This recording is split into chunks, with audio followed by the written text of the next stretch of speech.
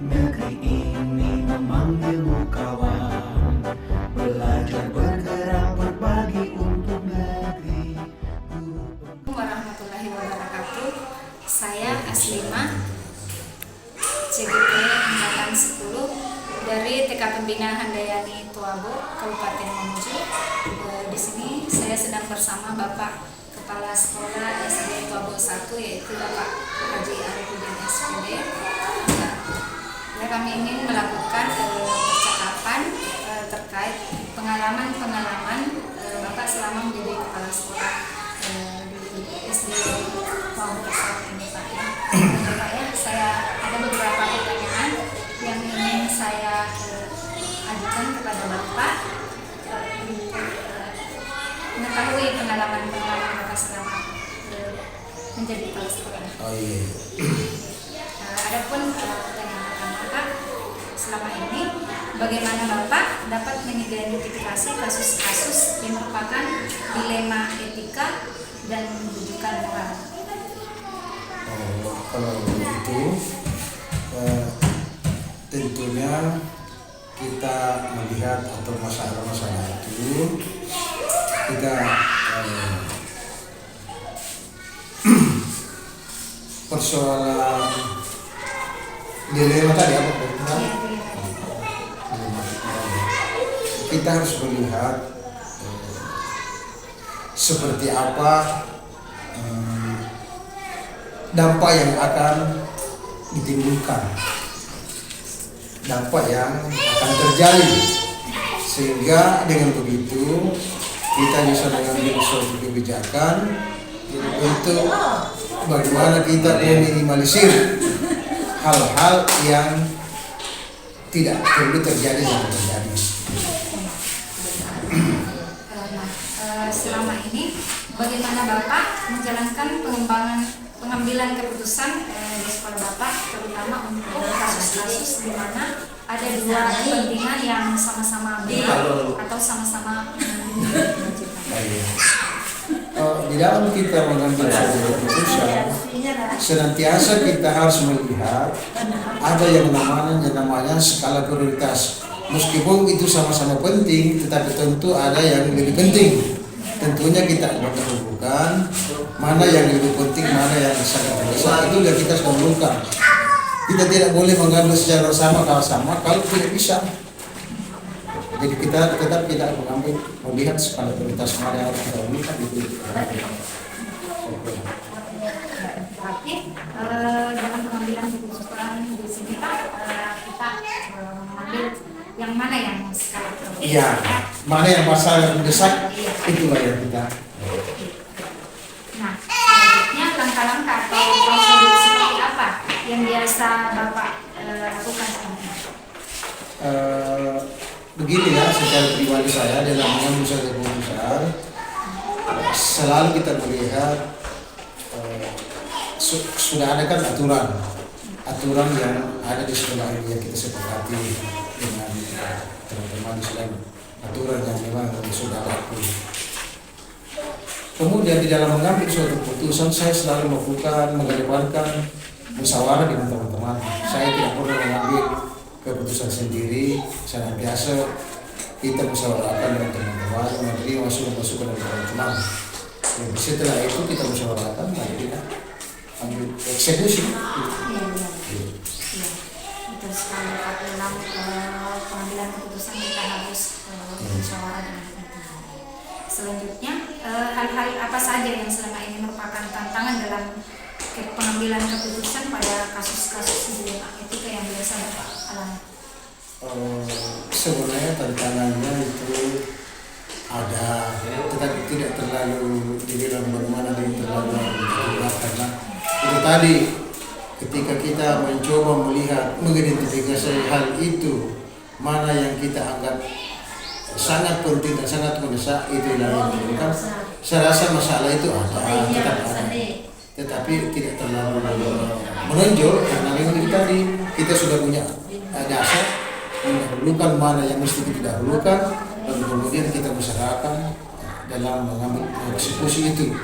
Jadi apa namanya, itu tadi maksud pertanyaan kita tadi tidak ada juga yang terlalu apa namanya. Itu tadi. Iya, maksudnya tidak ada yang tantangan yang Ya, berarti. tidak ada yang terlalu berarti karena itu tadi kita selalu kan mengedepankan musyawarah. Terus apakah Bapak memiliki sebuah jadwal tertentu dalam sebuah penyelesaian kasus di KPK? Apakah Bapak langsung menyelesaikan di tempat atau memiliki sebuah jadwal untuk menyelesaikannya, bentuk atau prosedur seperti apa yang Bapak lakukan? sangat tergantung dengan kondisinya, tergantung dengan keadaannya atau tergantung dengan kasusnya. Ketika kasusnya itu bisa kita selesaikan pada saat itu, kita selesaikan pada saat itu.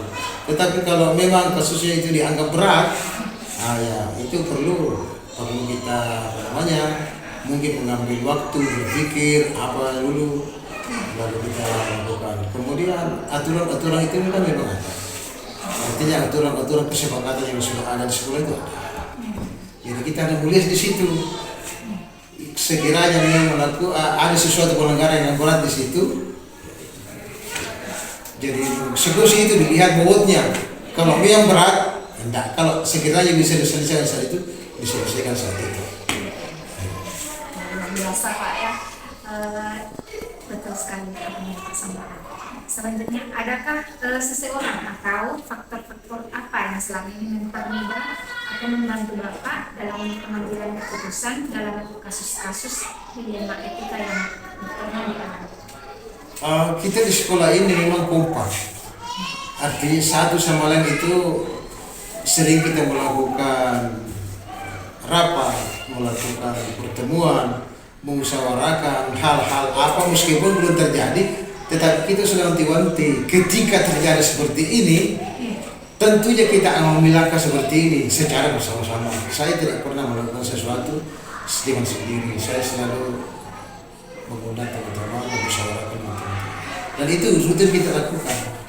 Kita itu di sini paling tidak 2 minggu sekali kita selalu bermusyawarah.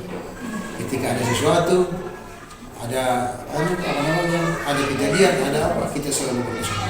Jadi, meskipun juga tidak ada kejadian seperti itu, kita sudah mewanti-wanti sebelumnya.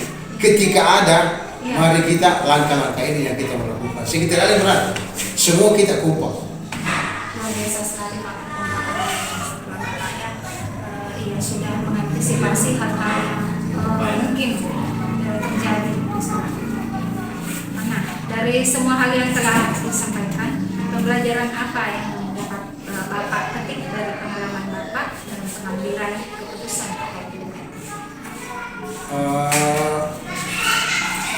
Yang selama ini yang sudah terjadi, pengalaman apa yang secara positif, itu tadi di dalam saya mau sebagai manajer di sekolah ini, itu saya tidak pernah melakukan sesuatu dengan hanya keputusan saya secara pribadi, tetapi saya selalu melibatkan teman-teman guru di kelas, kemudian guru-guru yang menangani khusus kasus, karena ada kasus itu kita sudah dibagi oleh guru, bagaimana guru berikan tugas masing-masing, sehingga dalam mengantisipasi hal-hal yang kemungkinan terjadi itu tidak terlalu sulit kita untuk mengantisipasi itu, karena memang sebelumnya kita sudah seperti saya katakan tadi, kita memang sering musyawarah, lalu antara satu yang lain itu kita memang saling memberi masukan, dan kemudian teman-teman juga saya bebani memang untuk bertanggung jawab. Jadi semua teman-teman yang ada di situ punya tanggung jawab masing-masing, dan mereka syukur karena mereka yang bertanggung jawab pada bidang masing-masing. Itu pengalaman, artinya sesuatu yang terlalu berat, yang negatif itu tidak ada. Hampir saya katakan tidak ada. Semua hal-hal itu bisa kita atasi dengan baik. Saya kira begitu. Luar biasa sekali ya. Saya dapat pengalaman berharga yang sangat banyak dari Bapak, mulai dari kekompakan, terus langkah-langkah antisipasi, terus pengambilan keputusan yang berdasarkan musyawarah atau mufakat, terus pengambilan keputusan dalam skala prioritas di organisasi ALI. Mungkin demikian pertanyaan yang saya ajukan, Pak. Terima kasih banyak atas waktu dan kesediaannya untuk lakukan percakapan dalam wawancara terkait pengalaman-pengalaman Bapak yang saya anggap sangat luar biasa dan sangat memberikan inspirasi kepada saya. Semoga kedepannya saya bisa juga mengimplementasikan di tempat saya bekerja. Terima kasih atas waktunya, Pak. Sama-sama. Pada murid kreatif rancang pembelajaran, hargai potensi, tingkatkan prestasi, lahirkan profil pelajar Pancasila. Belajar, bergerak, berbagi untuk negeri, kita menjalin kolaborasi. Belajar, bergerak, berbagi untuk negeri, demi bakti pada Ibu Pertiwi.